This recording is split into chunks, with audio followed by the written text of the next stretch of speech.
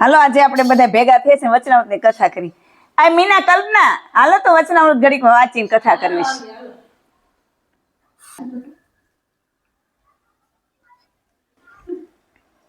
કયું વચનામૃત લેવું? 20મું લઈ? ચાલો 20મું વચનામૃત આજે કથા કરીએ. આપણે થોડુંક સમજવાનો પ્રયત્ન કરીએ ભગવાન શું કહેવા માંગે છે. સ્વામિનારાયણ હરે, સ્વામિનારાયણ હરે. સંવંત 1876 પૌષ સુધી બીજને દિવસ શ્રીજી મહારાજ શ્રી ગઢડા મધ્યે દાદા ખાચરના દરબારમાં ઉગમણે 12 ઓરડાની ઓસરીએ ગાદી તકિયા નંખાવીને વિરાજમાન હતા અને ધોળી પાઘ માથે બાંધી હતી અને તે પાઘને વિશે પીળા ફૂલનો તોરો વિરાજમાન હતો અને કંઠને વિશે પીળા પુષ્પનો હાર વિરાજમાન હતો અને 2 કાનને વિશે ધોળા અને પીળા પુષ્પના ગુચ્છ વિરાજમાન હતા અને ધોળો ચોફાળ ઓઢ્યો હતો ને કાળા છેડાનો ખેસ પહેર્યો હતો ને કથા વંચાવતા હતા અને પોતાના મુખારવિંદની આગળ પરમહંસ તથા દેશ દેશના હરિભક્તની સભા ભરાઈને બેઠી હતી. જો આ ભગવાન આપણે પડથારો એટલા માટે કે આપણે આમ ત્યારનું આપણે દ્રશ્ય યાદ કરવાનું કે મહારાજ બેઠા છે, ભગવાને આ વસ્તુ પહેરી છે અને હું પણ એ સભામાં બેઠો છું. પછી ભગવાન બધાને પ્રશ્ન પૂછતા હોય ને સંતો ભક્તો જવાબ દેતા હોય. ક્યારેક સંતો પૂછે ભગવાનને કે મહારાજાનું શું કહેવાય આમ કે એટલે પછી ભગવાન જવાબ દેતા. પણ ઈ સભામાં હું પણ બેઠો છું એવું આપણે ચિંતન કરવાનું હોય. પછી સ્વામી શ્રી સહજાનંદજી મહારાજ બોલ્યા છે, સાંભળો સર્વને એક પ્રશ્ન પૂછીએ. ત્યારે સર્વે હરિભક્ત હાથ જોડીને કહ્યું જે પૂછો. ત્યારે શ્રીજી મહારાજ બોલ્યા છે, આ અજ્ઞાનીમાં અતિશય અજ્ઞાની તે કોણ છે? પછી તો સર્વે વિચારી રહ્યા પણ ઉત્તર કરી શક્યા નહીં. પછી શ્રીજી મહારાજ બોલ્યા જે લ્યો અમે જ ઉત્તર કરીએ. ત્યારે સર્વે રાજી થઈને કહ્યું જે એ મહારાજ સમથી જ યથાર્થ ઉત્તર થશે માટે કહો. જો ભગવાન કેવો સરસ પ્રશ્ન પૂછો કે અજ્ઞાનીમાં અતિશય અજ્ઞાની કોણ?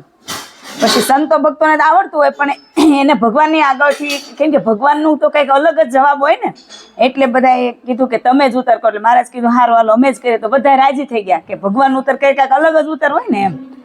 પછી શ્રીજી મહારાજ બોલ્યા છે, આ દેહમાં રહેનારો જે જીવ છે તે રૂપને જુએ છે, કુરૂપને જુએ છે તથા બાળ યૌવન ને વૃદ્ધપણાને જુએ છે.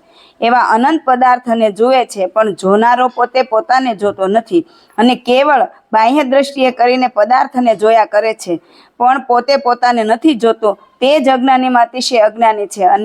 અને જેમ નેત્રે કરીને અનંત પ્રકારના રૂપના સ્વાદને લે છે તેમજ સ્ત્રોત્ર, ત્વક, રસના, ધ્રાણ ઇત્યાદિ સર્વે ઇન્દ્રિય કરીને વિષય સુખને ભોગવે છે ને જાણે છે પણ પોતે પોતાના સુખને ભોગવતો નથી ને પોતે પોતાના રૂપને જાણતો નથી. એ જ સર્વે અજ્ઞાનીમાં અતિશય અજ્ઞાની છે ને એ જ ઘેલામાં અતિશય ઘેલો છે ને એ જ મૂર્ખમાં અતિશય મૂર્ખ છે ને એ જ સર્વે નીચમાં અતિશય નીચ છે.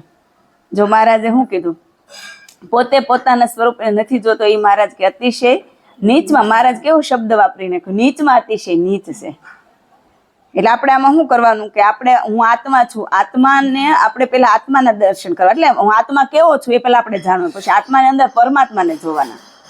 આત્માને જ આપણે ન જાણવું. મહારાજ કીધું પોતે પોતાને આપણે આમ દેહ ભાવે રહેતા હોય કે હું પોતે જ આ છું એમ, પણ આપણે આત્મા છીએ આપણે વિચારતા નથી. એટલે આપણે પોતાને પોતાનું સ્વરૂપ જે આપણું આત્માનું સ્વરૂપ છે આપણે નથી જોતા. એટલે મહારાજ કીધું કે એ અતિશય અજ્ઞાનીમાં અતિશય અજ્ઞાની છે કે પોતે પોતાના સ્વરૂપને નથી જોતો એમ. આપણે જોઈ પણ હું દેહ છું એવું આપણે વિચારવું હંમેશા. હા, દેહને ભૂલીને હું આત્મા છું, હું ભગવાનનો ભક્ત છું, મને ભગવાન આવી આજ્ઞા કરશે, એ બધું આપણે વિચારવાનું અને આત્મા સ્વરૂપે રહેવાનું મહારાજે કીધું. આત્મનિષ્ઠા દ્રઢ કરવી પડે ને. હા, આત્મનિષ્ઠા દ્રઢ કરવાની. ત્યારે શુકમુનિ આશંકા કરી છે પોતાનું સ્વરૂપ જોવું તે શું પોતાના હાથમાં છે? ભગવાને કીધું કે પોતે પોતાના સ્વરૂપને નથી જોતો એ અજ્ઞાની અતિશય અજ્ઞાની. ત્યારે સામે સંતો બેઠા હતા. પછી એમાં શુકાનંદ સ્વામી પૂછ્યું કે હું પોતાનું સ્વરૂપ જોઈ પોતાના હાથમાં છે? પછી મહારાજ કહે છે અને જો પોતાના હાથમાં હોય તો જીવ શીદ અતિશય અજ્ઞાની રહે. શુકમુનિ એમ કહે છે કે આશંકા કરે છે કે પોતાના સ્વરૂપને જોવું પોતાના હાથમાં છે અને જો હોય પોતાના હાથમાં તો હું કામ અજ્ઞાની રહે જો પોતાના હાથમાં જ હોય તો એમ. ત્યારે શ્રીજી મહારાજ બોલ્યા છે જેને સત્સંગ થયો છે તેને તો પોતાના જીવાત્માનું દર્શન પોતાના હાથમાં જ છે. જેને સત્સંગ થયો છે, આપણે સત્સંગ થયો છે તો આપણે એમ વિચારીને આપણે જો મહેનત કરીને તો ભગવાનના પ્રતાપે કરીને. મહારાજ કીધું જેને સત્સંગ થયો છે એને પોતાના સ્વરૂપ જોવું પોતાના હાથમાં જ છે. અને કે દાડે એને પોતાના સ્વરૂપને જોયાનો આદર કર્યો ને ન દીઠ્યું અને એ જીવ માયાને આધીન થકો પરવશ થઈને તો સ્વપ્ન અને સુસુપ્તિ અવસ્થામાં અંતરદ્રષ્ટિ કરીને જાય છે પણ પોતે પોતાને જાણે કોઈ દિવસ પોતાના સ્વરૂપને જોવાને અંતરદ્રષ્ટિ કરતો નથી. અને જે ભગવાનના પ્રતાપને વિચારીને અંતરદ્રષ્ટિ કરે છે તે તો પોતાના સ્વરૂપને અતિશય ઉજ્જવળ પ્રકાશમાં જુએ છે. અને તે પ્રકાશને મધ્ય પ્રત્યક્ષ એવા જે પુરુષોત્તમ ભગવાન તેની મૂર્તિને જુએ છે. અને નારદ સંકાદિક જેવો સુખ્યો પણ થાય છે. માટે હરિભક્તને તો જેટલી કસર રહે છે તેટલી પોતાના આળસે કરીને રહે છે.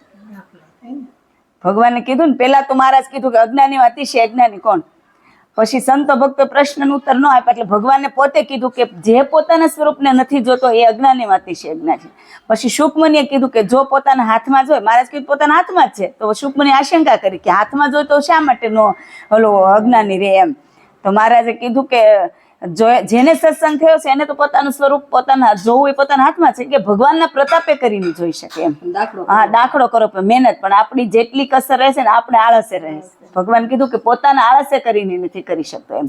અને જે મહેનત કરે ને હંમેશા એની ઉપર જ ભગવાનની કૃપા થાય. અને કૃપા થાય ત્યારે જ એકાંતિક પણ આવે, ત્યારે જ ઈ નિર્વાસનિક થઈને ભગવાનના ધામને પામે.